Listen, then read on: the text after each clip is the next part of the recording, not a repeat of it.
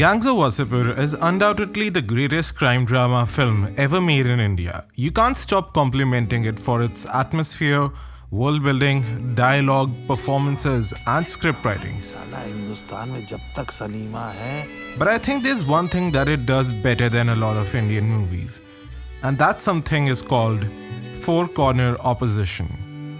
When writing a hero and a villain, especially in an epic crime saga spanning decades, it's very easy to write a simple protagonist versus antagonist story.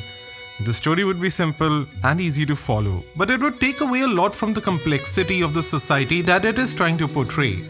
And by losing that complexity, it will lose a chance at any depth, nuance, or reality of human life that it is trying to depict.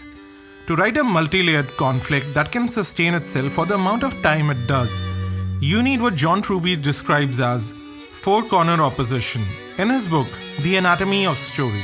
According to him, great stories go beyond a simple opposition between two forces by adding at least two additional antagonists who have a different way of attacking the hero's greatest weakness. In this case, Truby's four-corner opposition applies more to the second part, with Faisal's story, although Sardar Khan's story also has a version of four-corner opposition.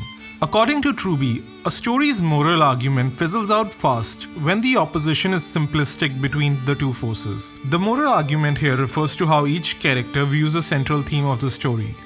Okay, here's the important question though. What is the theme of Gangs of Wasseypur? If you guessed revenge and control, you would be correct. But it's not enough that the four characters want revenge and power, but each of them have to have their individual take on how they view the main theme. By having all four of them have different takes on the central theme, not only are they all after the same thing, but they are no longer just in conflict with the main protagonist, but also with each other because of how they all have their individual take on the theme of the story that is different from the other three characters. So let's take a look at how Gangs of Wasseypur Part 2 writes the perfect conflict using Truby's four-corner opposition method and his three main points to write four-corner opposition. Number 1.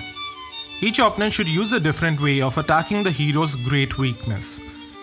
In Gangs of Wasseypur Part 2, our main protagonist is Faisal Khan, and he has three core weaknesses: severe paranoia and drug addiction, his desperation for loyalty, and his lack of strategic vision. All three of these get attacked in their individual ways from his three opponents. Ramadhir Singh knows Faisal lacks strategic vision and attacks it by using his political power and letting Faisal self-destruct rather than ever pointing a gun at him.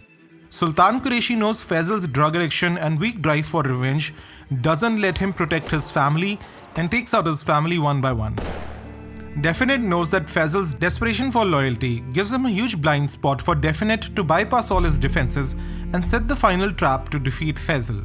There's even a fourth opponent in Shamshad Alam who recognizes Faisal's weakness in his lack of business sense and exploits it for his monetary gain. By surrounding Faisal with these four specific opponents, Anurag Kashyap creates the perfect pressure cooker. If Faisal uses violence, which works on Sultan, it plays right into Ramadhir Singh's hand to have him arrested. If he tries to lock down his business against Shamshad Alam, he leaves his family vulnerable to Sultan. And because he is so focused on these external threats, he blindly trusts Definite, which leads to his agonizing downfall. Every opponent strikes from a different angle, leaving the hero nowhere to hide. Which brings us to number 2. Try to place each character in conflict, not only with the hero, but also with every other character. By having all different characters have their own take on the central theme of revenge and control, they are now in direct opposition to one another. Every opponent must have a specific, clashing agenda with every other opponent. This prevents them from feeling like a united front against Faisal and forces the protagonist to navigate a shifting minefield. Ramadhir Singh wants to keep Sultan Qureshi on a leash and mitigate chaos, but Sultan Qureshi wants to take revenge and cause chaos. Faisal's revenge-driven rule clashes with Ramadhir Singh's political control, while Sultan's territorial ego directly threatens Faisal's dominance on the ground. Definite Khan in turn disrupts both by abandoning his old-school blood feuds for his individualistic, business-driven power. Each one represents a different way of controlling Wasseypur.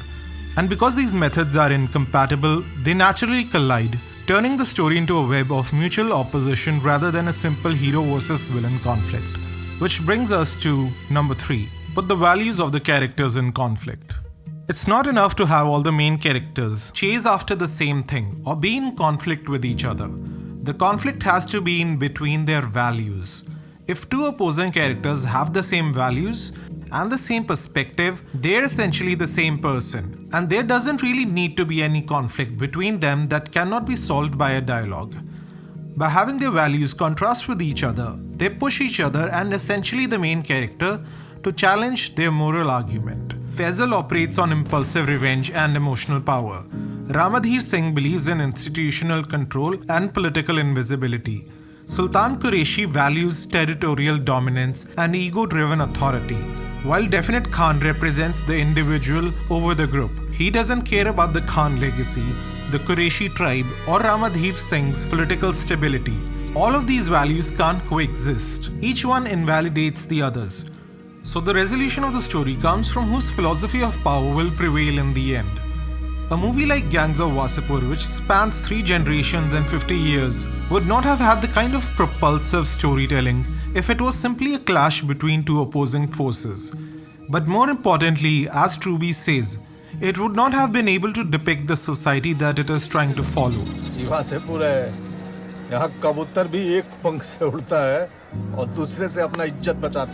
By having a four-corner opposition, it not only brings complexity to the story of Faisal Khan as a protagonist, but it reveals that it treats the city of Wasseypur as a protagonist as well.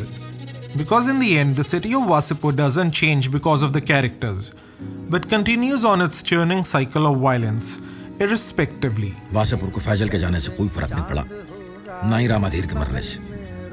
वो तब भी कुरुक्षेत्र था और आज भी कुरुक्षेत्र है. And the gravity of that statement is not something that could have been achieved with a simple good versus bad story. It's made possible by understanding why conflicts exist and how to write them in a way that adds to and not takes away from the complexity that we see in reality.